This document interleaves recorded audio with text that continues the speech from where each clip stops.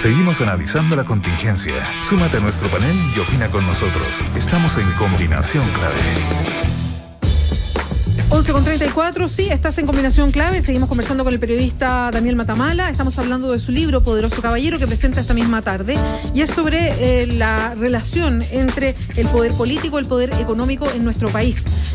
Daniel, hay varios capítulos que retratan puntos bien clave de nuestra historia reciente. Hay otros más antiguos, pero y que están recreados y parecen serios, parecen películas. Lo mencionábamos antes con el Pancho más temprano, y lo estábamos comentando justo antes de volver al aire.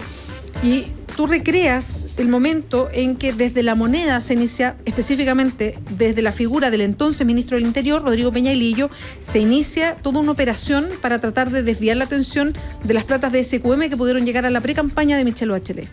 Y de verdad que parece un capítulo de película. ¿Cómo fue? Nosotros conocimos bastante de esto porque se fue entregando casi también como por capítulos en los distintos medios de comunicación. Verlo todo junto y con datos que no se conocían es muy fuerte.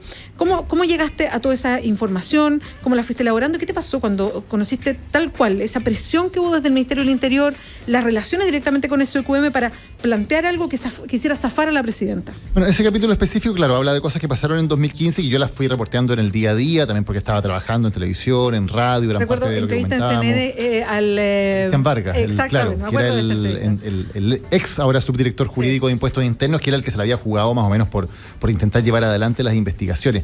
Y era bien impresionante ver cómo se iba armando esa trama en la cual finalmente altas autoridades del Estado terminaban trabajando en conjunto con una empresa tan cuestionada y tan cuestionable como SQM en términos de sus controladores para actuar juntos y evitar que una investigación judicial llegara adelante. Y eso como presionando por todos los canales que tenían, armando estrategias conjuntas al director y al subdirector de Impuestos Internos. Los llaman a una reunión oficial en el Ministerio de Hacienda donde le hacen un interrogatorio y luego ellos se dan cuenta de que quien los interrogó es el abogado de Contese, de Patricio Contese, el ex hombre fuerte de SQM que repartía las platas y que estaba trabajando en una estrategia en conjunto con personas que tenían altísimos cargos en el Palacio de la Moneda para intentar trabar una investigación judicial. Eso es gravísimo.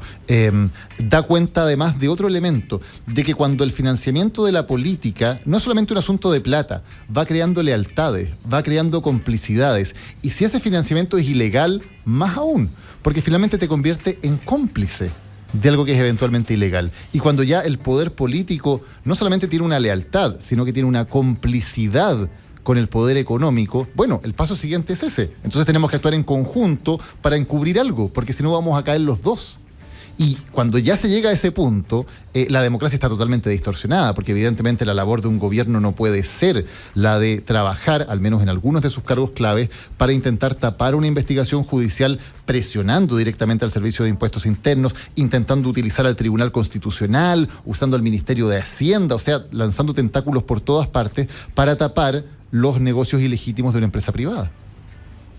No, el capítulo está increíble, todo esto parece de verdad como si fuera de película. O sea, si uno no hubiese conocido algunos datos, o sea, por ejemplo, las declaraciones que hizo el entonces director jurídico del Servicio de Impuestos Internos, que fue uno de los que más avanzó públicamente al señalar lo que pasaba y el tipo de presiones que recibían, de verdad que uno dice, no, esto es cuento, no funciona así. Claro, la gracia de ese reporteo, además, que como lo fui haciendo en el día a día, había muchos datos que alguna gente te entregaba en off o que no podías publicar de inmediato por una serie de antecedentes. ¿En ese momento? Lo estaba haciendo, sí.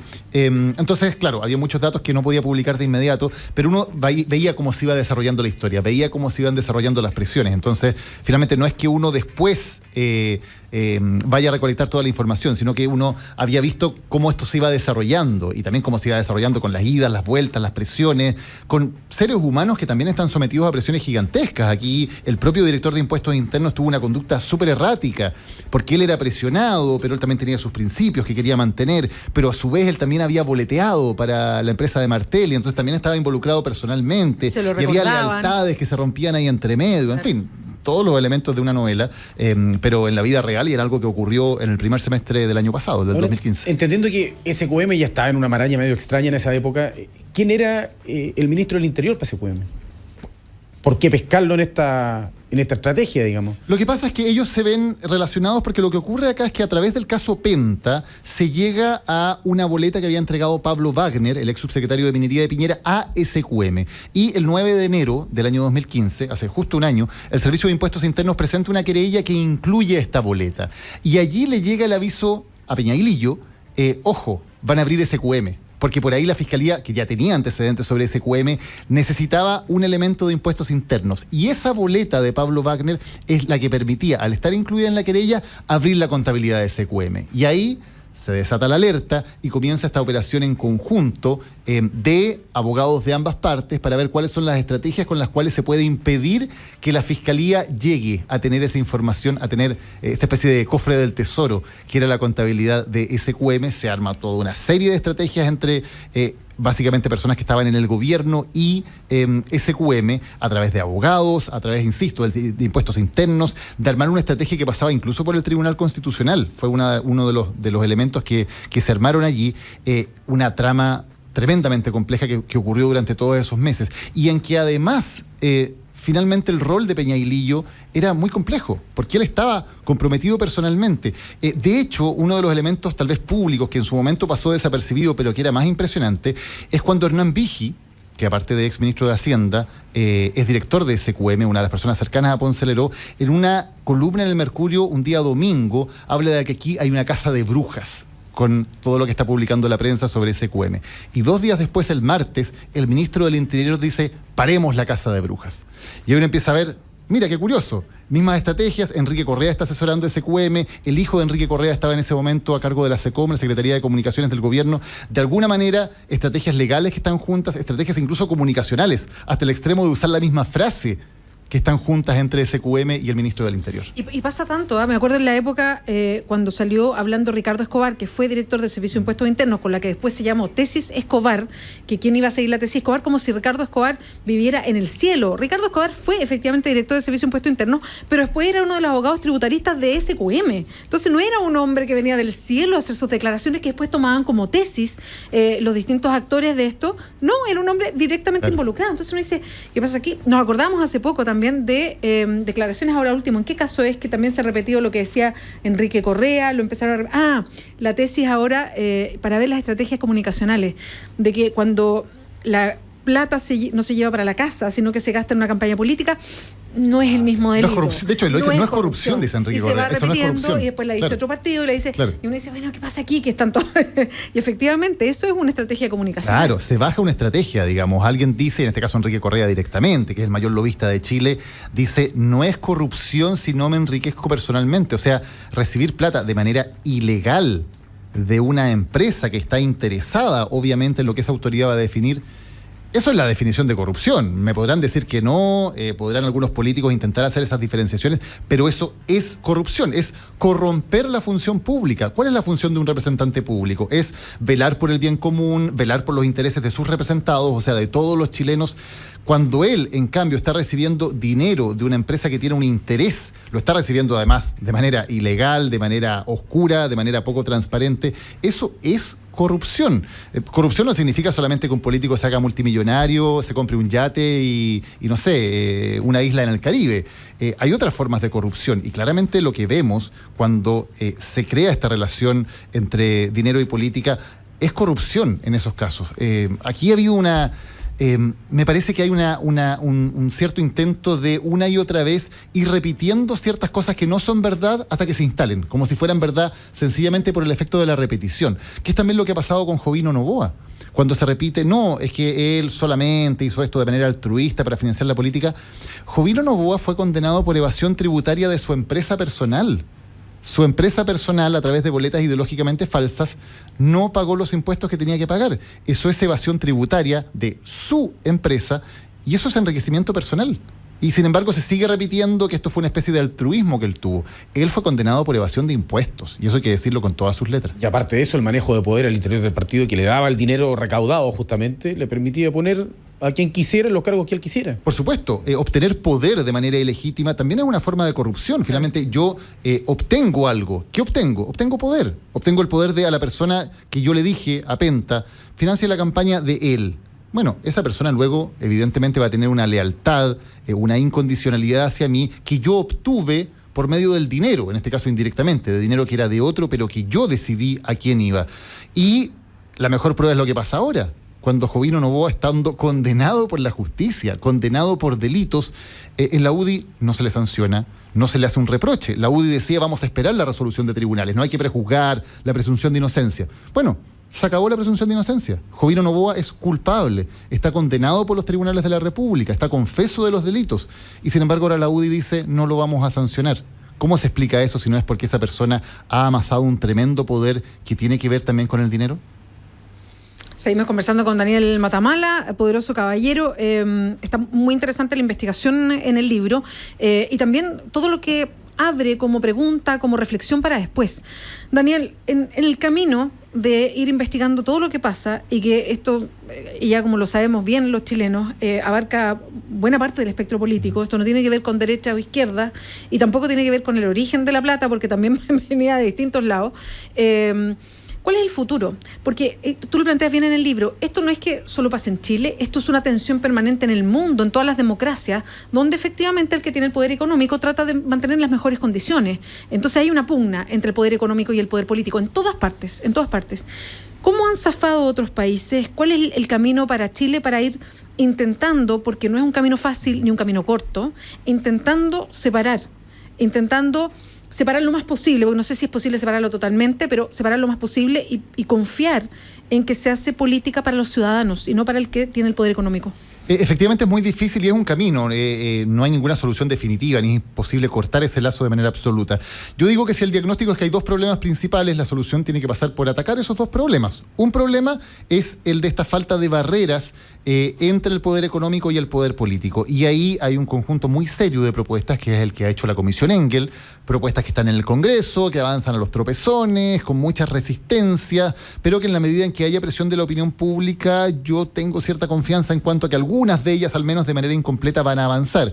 ¿Y qué significa eso? Significa cortar el flujo de dinero de las empresas a la política, significa transparentar esas relaciones, significa tener una ley de lobby efectiva, significa tener leyes que impidan esta puerta giratoria entre el sector público y el sector privado, y fundamentalmente que haya una regulación. Para eso tiene que haber una especie de CERVEL, pero CERVEL muy potenciado, con autonomía política, con dientes, con independencia, para poder llevar adelante esta fiscalización, porque si no todas las leyes son letra muerte. Ahí hay un punto, digamos, y hay democracias que efectivamente han avanzado en eso, otras que no les ha sido tan fácil, hay distintas fórmulas, pero por ejemplo, te pongo un ejemplo de un país que por mucho tiempo fue sinónimo de corrupción, México. En México hay una autoridad electoral que efectivamente se la pega, que cuando hay tiempo de campaña salen a contar la publicidad como se hace en las calles, llevan una contabilidad efectiva y tienen sanciones. Se hizo en México, creo que es perfectamente posible hacerlo en Chile, más allá de que no sea una solución perfecta. Ese es un punto. El otro punto del que creo que se ha hablado menos y que es, por cierto, más complejo de atacar es la concentración económica en sí. Porque ya ese hecho, que haya una riqueza tan impresionantemente concentrada, es un problema de poder de por sí. Y yo creo que es importante tomar conciencia de eso, de que no es solamente un problema económico o un problema de desigualdad social, que también lo es, sino que es fundamentalmente un problema político. Tú le estás entregando una tremenda cantidad de poder que ellos pueden utilizar para influenciar la democracia, que pueden utilizar para evitar que haya libre competencia, que pueden utilizar para cooptar al Estado, para capturar al Estado y permitirle también que no haya regulaciones que le impidan, digamos, capturar mercados. Y ese es un problema que también tenemos que enfrentar. ¿Cuál es la solución específica para eso? No lo sé, porque también es un problema mundial, aunque no al extremo que tenemos en Chile. Pero creo que por lo menos hay que plantearlo. No solamente es que haya una desigualdad, no es solamente que el 10% más rico tenga tal porcentaje y el 10% más pobre tenga otro. No, este es un problema que tiene que ver con una concentración extrema en un pequeñísimo grupo de fortunas de una tremenda cantidad de poder económico. Y creo que ese es un tema que como democracia tenemos que debatir. Y queremos decir, ¿es ese el tipo de sociedad que queremos? Y si no, bueno, ¿cómo se resuelve o cómo se ataca ese problema? En fin, creo que por lo menos una discusión que tenemos que tener. No tengo la solución, pero al menos tenemos que tener el debate, me parece. Y esa discusión, perdón, Daniel, la tiene que dar los actores actuales, ¿o no? Pues a mí me cuesta me cuesta creer que los que son financiados constantemente decidan no financiarse más con plata ajena, digamos, y por otro lado, que los que concentran el poder también quieren cambio en las reglas del juego. ¿Es necesaria una asamblea constituyente, por ejemplo? ¿Es necesario que entren nuevos actores a este teatro? Lo primero es regular el sistema. Yo creo mucho en que hay causas que son sistémicas y cuando hay una causa sistémica tú tienes que ver cuál es la solución sistémica a ello. Por ejemplo, si logramos efectivamente tener una ley que corte este flujo de dinero directo de los grandes grupos económicos a los políticos y buscar otras formas de financiamiento de campañas que sean mucho más ciudadanas, que tengan que ser también mucho más transparentes, eso no corta totalmente el vínculo, pero efectivamente genera una cierta barrera que también da más libertad y más independencia a los políticos para decir, yo este cargo ya no tengo tanta relación de dependencia con el poder económico. Por lo tanto, también tengo más libertad para ver cómo moverme y cómo generar regulaciones. Yo no creo que a ningún político le guste estar capturado por un poder distinto. Yo creo que se han acomodado en un sistema que está formado más o menos de esta manera. Pero perfectamente puede ser que si hacemos cambios sistémicos, esos cambios sistémicos efectivamente tengan consecuencias, más allá de una renovación que es necesaria, pero no es absoluta. No hay ningún país donde de la noche a la mañana todos los políticos cambien o todo el parlamento que estaba no sea elegido y sea elegido un parlamento distinto. Eso no ocurre. Y yo diría que incluso no es bueno que ocurra. Yo creo que también hay un tremendo valor de experiencia, en fin, de personas valiosas que hoy están en la política. Yo no creo en el que se vayan todos. Yo creo que hay que rescatar a personas súper valiosas que están haciendo política hoy día. ¿Por qué no? Siempre que haya una renovación constante. Pero creo que hay causas sistémicas que hay que atacar. Y algunas de ellas, insisto, y por eso pongo también un toque de cierto optimismo y de cierta confianza, algunas de ellas se están discutiendo en el Congreso, algunas de ellas están avanzando, con problemas, pero están avanzando. Entonces, hay un debate que estamos empezando a tener como sociedad y eso hace que creo que hoy estemos en mucho mejor pie de lo que estábamos hace un año. Por lo menos hay cosas que se saben, que se han transparentado y eso es un primer paso importante. Sí, pero mirándolo también estamos como una especie de tormenta perfecta porque no tenemos ningún mecanismo que fortalezca, yo lo digo así, fortalezca el músculo de ir a votar. O sea, no tenemos plebiscito, no nos preguntan la opinión por nada y esperan que uno vaya a votar para las elecciones. Entonces eso es un desincentivo grande. Estamos en un momento de desconfianza gigante. Entonces todo eso junto hace una tormenta perfecta de si efectivamente queremos un poco más de renovación, porque tú tienes toda la razón, Daniel, o sea, no vamos a cambiar a todo el Parlamento, eso es ridículo, pero si efectivamente no va más gente a votar para que haya algunos cambios, van a salir elegidos los mismos y otros más. Entonces esta desconfianza se va a mantener, va a haber como una especie de statu quo permanente, independiente de que a lo mejor los mismos quieran después hacer cambios. Entonces estamos en medio de un momento complejo para poder asumir todo esto, porque cuando tú dices que el tema de la concentración económica es un tema muy importante que hay que... Sí, es una discusión que hay que dar y parece que todos le hicieran el quite. Y es una discusión que hay que dar y para evitar la concentración, bueno, tienes que tomar el toro por las astas porque no les va a gustar a los que tienen la concentración y empezar a poner leyes que pongan ciertas restricciones a esta concentración. Eso es una tarea gigante. Eso es pisar callos. Eso lo tiene que hacer un parlamento que esté bien empoderado. Eso lo tiene que hacer una ciudadanía que le pida eso al Parlamento. Pero estamos en esta situación donde todo está muy resquebrajado y ahí yo veo que el avance puede ser más lento, mucho más lento. Estoy de acuerdo contigo. Yo creo que estamos en un punto de quiebre en el cual uno puede ver, haciendo un diagrama, digamos, dos posibilidades. Una es que efectivamente la reacción de todos sea decir está todo podrido, este sistema no tiene por dónde, da lo mismo por quién se vota, están todos comprados y por lo tanto yo me quedo en mi casa y no voy a votar. Y yo creo que ese es un círculo vicioso muy malo, porque entrega todavía menos legitimidad a las autoridades, las hace todavía más dependientes de un poder económico, y por eso yo prefiero poner el acento en cierto optimismo, en que efectivamente en la medida en que haya transparencia y en la medida en que nos hagamos más conscientes de estas cosas, podemos hacer diferencia. Y ojalá que la reacción sea no decir me voy a quedar en mi casa y no voy a ir a votar. La reacción sea con mayor razón voy a votar y voy a buscar un candidato que sí me dé confianza. O a lo mejor voy a ir a votar y voy a anular, pero de una manera consciente, digamos, haciendo un acto de que yo estoy interesado en lo que pasa. Yo creo que la peor salida en este tipo de cosas es el desencanto, la apatía, la frustración absoluta de que no se puede hacer nada. Espero que al revés, este tipo de cosas den más ánimo a la gente para ojalá tomar acciones, para ojalá ser más proactivo en buscar candidatos o en ver también cuáles son las fórmulas que hay dentro de los partidos que actualmente existen o en partidos nuevos de algunas personas que estén más comprometidas con los cambios. Y otra cosa, que en Chile es una costumbre que no tenemos y que yo creo que es muy sana, ojalá poder generar un lazo en que hagamos sentir a nuestros representantes que efectivamente tienen una responsabilidad con nosotros. En Estados Unidos, donde también el poder del dinero es un problema, cuando un congresista vota cualquier cosa en el Congreso, tiene que inmediatamente darle explicaciones a sus electores, ir en una asamblea o mandarles cartas y decir, miren, voté por tal y tal razón. Esa lógica de que yo tengo un representante en el Congreso y ese representante tiene que representarme y si no lo hace tiene que darme muy buenas explicaciones de cómo votó, es una lógica de control ciudadano que sería muy importante que fuéramos más conscientes en Chile. Hoy hay más herramientas por Twitter, por mails, etcétera. Podemos estar mucho más cercanos a interpelar a nuestros legisladores. Ojalá lo hiciéramos más, ojalá tuviéramos más conciencia de que no basta con ir a votar cada 4 años. Tengo que también hacer sentir de alguna manera a mi representante en el Congreso que efectivamente es mi representante, me tiene que rendir cuenta. Estamos terminando ya la entrevista con Daniel Matamala. Daniel, varios preguntaron por Twitter, ¿dónde es la presentación? ¿A qué hora? Ojalá dirección, me decían algunos, así que vuelve a hacer la invitación. Sí, es en la Universidad Diego Portales, en la Casa Central, eso queda en calle Gorbea, si se van en Metro Toesca, es el que queda más cerca. Casa Central, 6:30 de la tarde, presentan Eduardo Engel, Carlos Peña y Jaime Belolio, así que, insisto, es invitación absolutamente abierta para todos los que quieran. ¿Conocemos el precio ya, no? Entiendo que está como a 15, 16 mil pesos en las librerías. No. Depende, varía un poco de la librería y cada uno lo ve. Hoy día entiendo que en la UDP va a estar a 15 mil pesos. Y con la firma, por supuesto. Si la quieren. La dedicatoria. Claro. Y ya está en librerías, ¿no? Ya está, debería estar en todas las librerías. Sí, hay algunas que me dicen que está agotado, pero lo están reponiendo rápidamente. Así que si está agotado en alguna librería, váyanse a la del lado y ahí va a estar. Muy bueno, partimos bien de al tiro. Está agotado. Te digan, está agotado.